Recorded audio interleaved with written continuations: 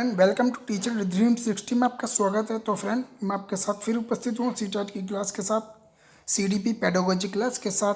तो मैं आपको दिलाऊंगा 30x30 नंबर 30x30 नंबर इस सीडीपी की क्लास में। किसी को फेल नहीं होने देने का सीडीपी क्लास में। अगर मेरी क्लास को तुम रेगुलरली लेते रहे तो फ्रेंड चलते हम अपने क्लास की ओर। इससे पहले हमारे इस चैनल को सब्सक्राइब करें, बेल आइकन को प्रेस करें। चलते हम अपने क्वेश्चन की तरफ। देखते हैं प्यारो, क्वेश्चन क्या कहते हैं हमारा फ्रेंड। पियाजे के अनुसार निम्नलिखित में कौन सी अवस्था में बच्चा अमूर्त संकल्पनाओं के विषय में तार्किक चिंतन करता आरंभ करता है। तो फ्रेंड क्या कह रहे हैं, एक बार और रिपीट करिए क्वेश्चन। पियाजे के अनुसार निम्नलिखित में से कौन सी अवस्था में बच्चा अमूर्त संकल्पनाओं के विषय में तार्किक चिंतन करना आरंभ करता है। तो मेरे फ्रेंड, मूर्त सक्रियात्मक अवस्था, औपचारिक सक्रियात्मक अवस्था, वर्ष एवं ऊपर संवेदी प्रेरक अवस्था, जन्म से 2 वर्ष और पूर्व सक्रियात्मक अवस्था 2 से 7 वर्ष। तो मेरे प्यारों, जो इसका ऑप्शन है, ऑप्शन नंबर सेकंड जो हाईलाइट कर रखा है मैंने रेड कलर से, औपचारिक सक्रियात्मक अवस्था इसका राइट ऑप्शन है, जो कि 11 वर्ष से ऊपर के बच्चे होते हैं। क्या होते हैं? 11 वर्ष से ऊपर के बच्चे होते हैं, वो होते हैं औपचारिक सक्रियात्मक अवस्था, जो पियाजे साहब ने बताई है। अमूर्त संकल्पनाओं के विषय में तार्किक चिंतन करना आरंभ कर देता है कौन? औपचारिक सक्रियात्मक अवस्था 11 वर्ष से ऊपर। मैं रिपीट बार बार इसलिए करूँ ताकि आपको रट जाए। चलते हम अपने सेकंड क्वेश्चन की तरफ। निम्न में से कौन सी अधिगम की एक विशेषता नहीं है। तो मेरे फ्रेंड, अधिगम का अवलोकन प्रत्यक्ष रूप से किया जा सकता है।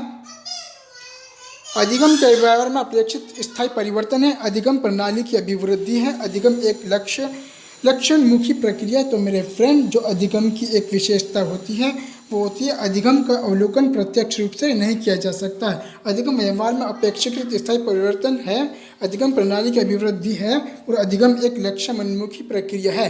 तो क्या नहीं है? अधिगम का अवलोकन प्रत्यक्ष रूप से किया जा सकता है। ये विशेषता इसकी बिल्कुल भी नहीं है फ्रेंड। तो चलिए चलते अपने नेक्स्ट क्वेश्चन की तरफ।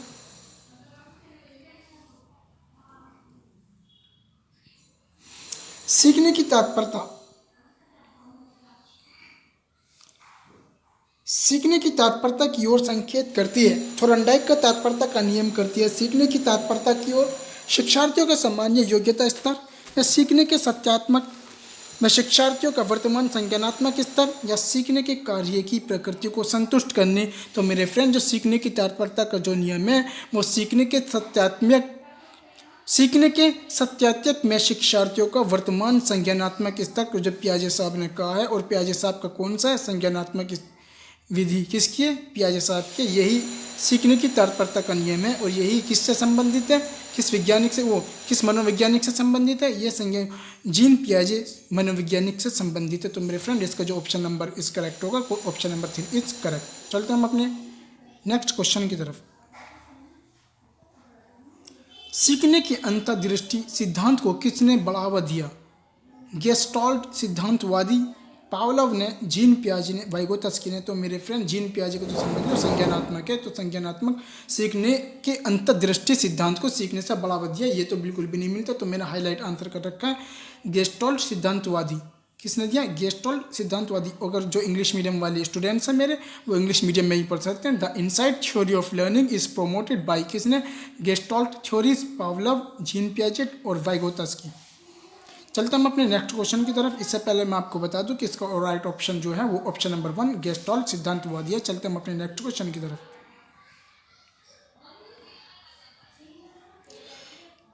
क्रिया प्रसूत अनुबंधन सिद्धांत का प्रतिपादन किया है?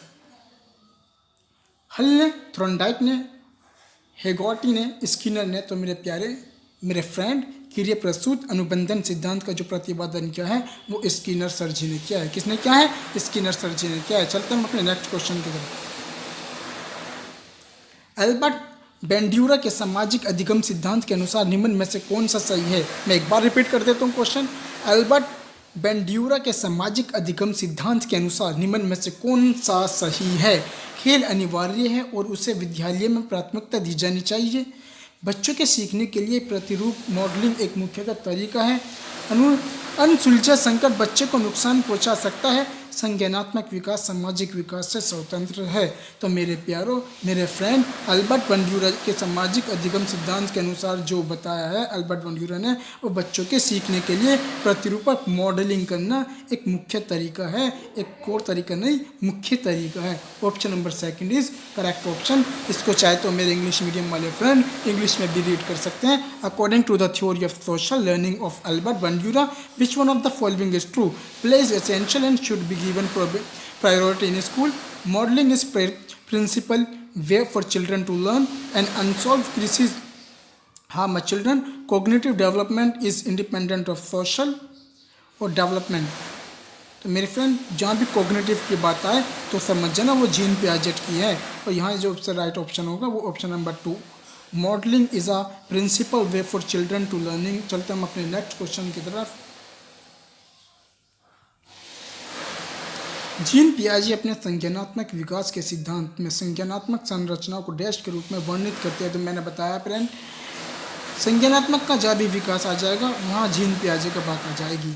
क्या संज्ञानात्मक का जहाँ भी विकास आ जाएगा वहाँ जीन पियाजे की बात आ जाएगी। तो डैश के रूप में वर्णित करते हैं। कौन करते हैं? उद्दीपक, अनुक्रिया संबंध, विकास का समीप क्षेत्र या स्कीमा, मनोबंध या मनोवैज्ञानिक उपकरणों। तो मेरे फ्रेंड जो जीन पियाजे के संज्ञानात्मक विकास सिद्धांत में संज्ञानात्मक संरचनाओं को डैश के रूप में वर्णित करते हैं वो स्कीमा करते हैं। कौन करते हैं? स्कीमा करते हैं। चलते हम अपने नेक्स्ट क्वेश्चन की तरफ। एक बच्चा अतीत की समान परिस्थिति में की गई अनुक्रियाओं के आधार पर नई स्थिति के प्रति अनुक्रिया करता है। ये किससे संबंधित है? सीखने का सादृश्यता नियम, सीखने का प्रभाव नियम, सीखने की प्रक्रिया का अभिवृद्धि नियम, सीखने का तत्परता का नियम। तो मेरे फ्रेंड ये सीखने का प्रभाव नियम है। चलते हम अपने नेक्स्ट क्वेश्चन की तरफ। जब पूर्व का अधिगम नई स्थितियों के सीखने को बिल्कुल प्रभावित नहीं करता तो ये कहलाता है। जब पूर्व का अधिनियम जब पुराना अधिनियम नई स्थितियों के सीखने को बिल्कुल भी प्रभावित नहीं करता। तो मैं फ्रेंड इस क्वेश्चन को हिंदी में एक सिंपल वे में समझाता हूँ आपको। तो अगर जो पुराना अधिगम है, जो पुरानी हमारी लर्निंग, जो पुरानी हमारी स्किल है, जो पुराना हमारा अनुभव है, वो जब हम कुछ नए अनुभव सीखते हैं तो अगर पुराना अनुभव नए अनुभव को प्रभावित नहीं करता तो ये कहलाता है अधिगम का शून्य स्थान आंतरण। मतलब जो हमारा पुराना अधिगम है वो नए अधिगम से बिल्कुल भी मैच नहीं करता, बिल्कुल भी प्रभावित नहीं करता, वो उसका स्थान आंतरण अधिगम का शून्य स्थान आंतरण होता है। जीरो ट्रांसफर फॉर लर्निंग, मतलब कुछ भी जीरो है हमारी अधिगम पुराना नए सिरे से। चलते हम अपने नेक्स्ट क्वेश्चन की तरफ। एक परिस्थिति में अर्जित ज्ञान का दूसरी परिस्थिति में उपयोग कहलाता है। मतलब एक परिस्थिति में अर्जित ज्ञान का दूसरी परिस्थिति में उपयोग कहलाता है। सीखने की विधियाँ, सीखने में स्थानांतरण, सीखने में पठार, सीखने में रुचि। यह अभी पिछले क्वेश्चन में ही बताया था कि अगर कोई अर्जित ज्ञान कर रहे हैं और उस परिस्थिति में अब पहले से ज्ञान है और नई परिस्थिति में हम उसको जोड़ रहे हैं तो उसको कहलाते हैं सीखने में स्थानांतरण। मतलब स्थानांतरण का मतलब ट्रांसफ़र, पुराना ज्ञान को नए ज्ञान में ट्रांसफ़र कर रहे हैं, ट्रांसफ़र टू लर्निंग। देखो चलते हम अपने नेक्स्ट क्वेश्चन की तरफ। अधिगम निर्योग्यता वाले बच्चों की प्रगति का निरीक्षण करने के लिए निम्नलिखित में से कौन सी पद्धति सबसे उपयुक्त है? व्यक्ति केस अध्ययन, घटनावृत्ति अभिलेख, व्यवस्थित रिकॉर्ड, व्यवहार रेटिंग स्केल या संरचित व्यवहार परक अवलोकन। तो मेरे फ्रेंड अधिगम निर्योग्यता वाले जो बच्चे होते हैं वो संरचित व्यवहार परक अवलोकन वाले बच्चे होते हैं। हम अपने नेक्स्ट क्वेश्चन की तरफ बढ़ते हैं। निम्न में से किसे व्यक्तित्व की नैतिकता वाली भुजा कहेंगे? इदम, अहम, परम, चेतना। किसको कहेंगे? परम। इसको चाहे इंग्लिश में भी याद कर लो अगर तुम्हें वर्ड समझने में दिक्कत हो रही है। विच one of the following would be called the moral arm of personality? ID, ego, परम, सुपर ईगो और कॉन्सिक्यूसनेस। परम मतलब सुपर ईगो, मतलब ईगो जो हो जाती है, मैं ईगो आती है ना तो उसका भी सुपर डुपर ईगो। तो फ्रेंड आज की क्लास हमारी यहीं पूरी होती है।